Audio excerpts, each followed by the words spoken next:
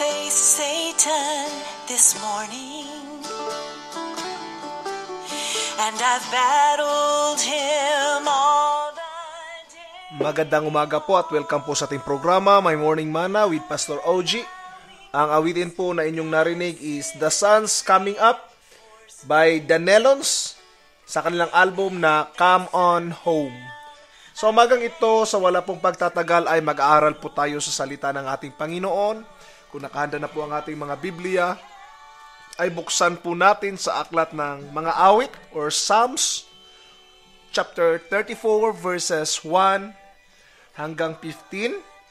Psalms 34 verses 1 hanggang 15. Ito po ang pagkasabi sa ating salin sa pagpupuri sa kabutihan ng Diyos. Itong awitin po na ito ay isinulat ni King David during the time na siya'y tumakas sa kay Abimelech nung pinalayas siya, no? Yung nag-change yung behavior niya para siyang loko-loko. So this what he has written because the Lord have saved him from that scenario, no?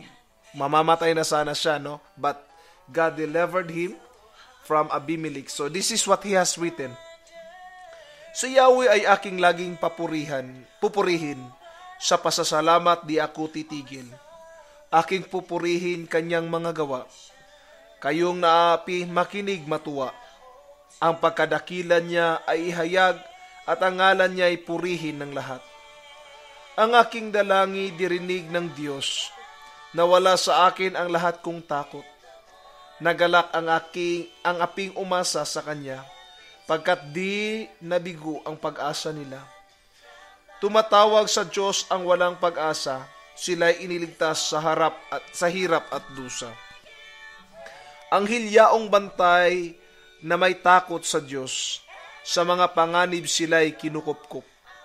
Ang galing ni Yahweh hanaping masikap, yaong nagtiwala sa Kanya't naligtas, ay maituturing na taong mapalad. Matakot kay Yahweh kayo kanyang bayan, nang makamtan ninyo ang lahat ng bagay. Kahit mga leon ay nagugutom din, sila'y nagkukulang sa hustong pagkain. Ngunit ang sinumang si Yahweh susundin, ang anumang bagay hindi kukulangin. Lapit ako'y dinggin mga kaibigan, at kayo ngayoy aking tuturuan, na ang Diyos ay dapat nating katakutan. Ang buhay masaya at mahabang buhay, di ba ninyo gusto itong maranasan? Salitang mahalay at pagsisinungaling ay dapat iwasan at huwag banggitin.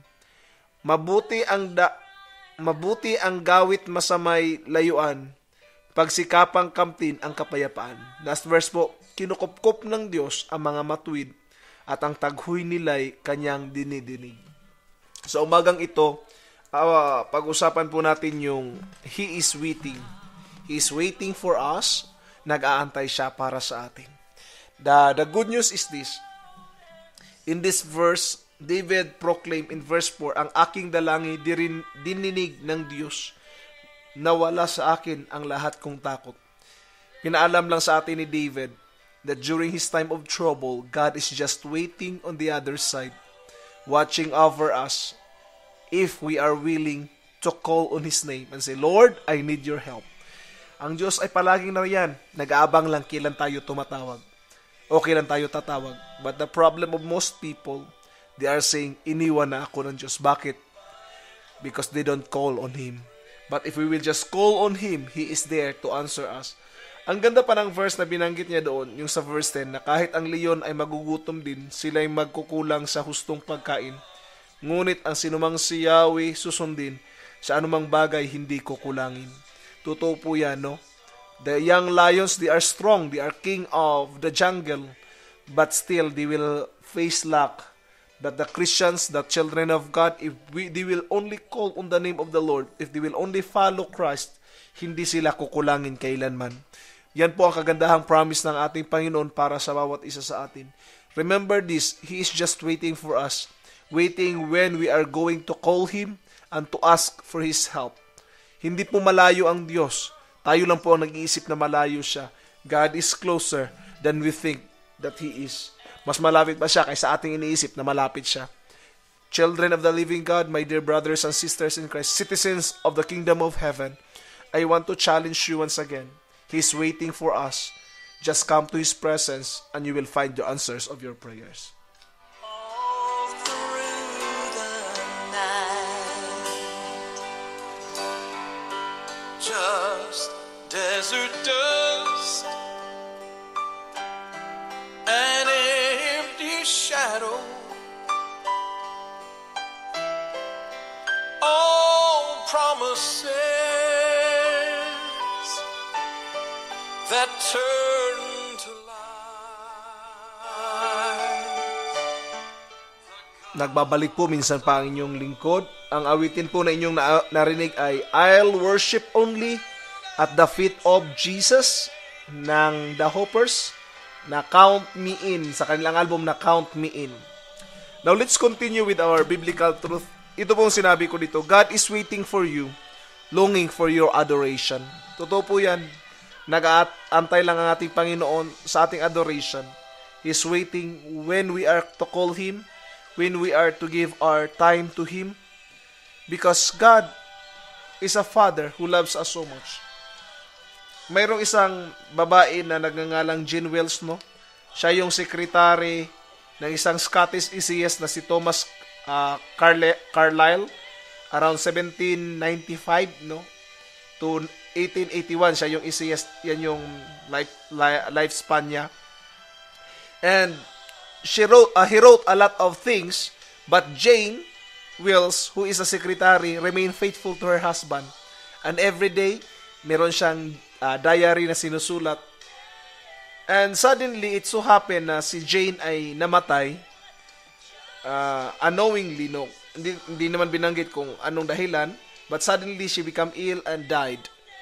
And during that time, sa libro ni John Ortberg, binanggit niya doon na pagkatapos ng kamatayan ni Jane Wells, si Thomas na kanyang asawa ay pupunta doon sa kanyang room at binabasa ang kanyang diary. And she found out this, some words in her diary. Sinabi doon, yesterday he spent an hour with me and it was like heaven. I love him so.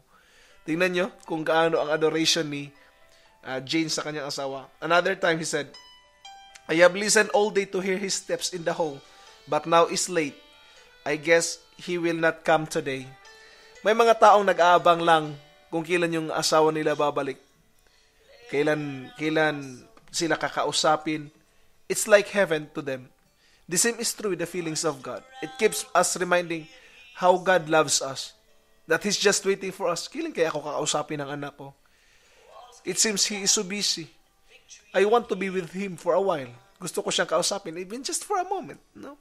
Yung wala ba siya ibang iniisip kundi ako lang?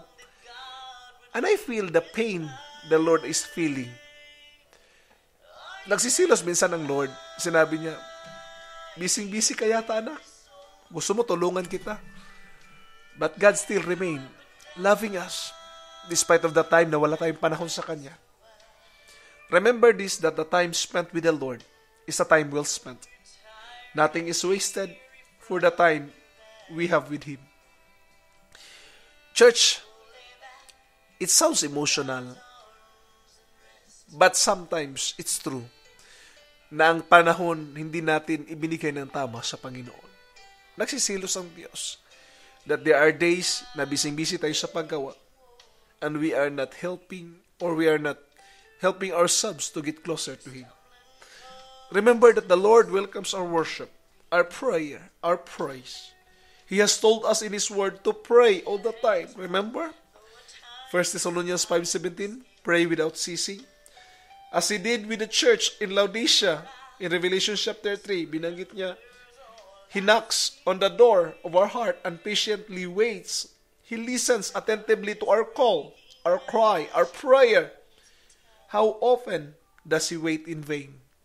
He is waiting, but there are times that He is waiting in vain.